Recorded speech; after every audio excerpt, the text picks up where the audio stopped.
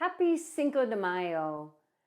All of us at the Ovadia Heart Health team wanted to wish those of you celebrating today, 5th of May, a very happy Cinco de Mayo festival. So if you're thinking about how to stay on target with your low carbohydrate, ketogenic, or carnivore lifestyle, holidays sometimes can be a challenge. It just depends on how you approach them. A couple strategies would be, first, don't go to the party hungry. Right? Make sure that you've had some good protein at home.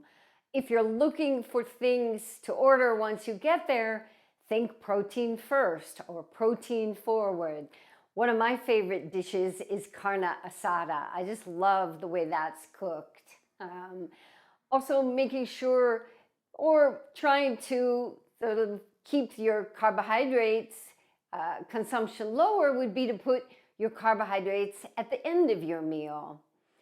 Another way to look at it is it's a holiday, you enjoy it, you have fun with your family and friends, and tomorrow you're back on track. Any little ways that you can do to stay motivated and also enjoy your holidays, right? Protein is your friend when you go to parties, keeping that at the forefront of your choices.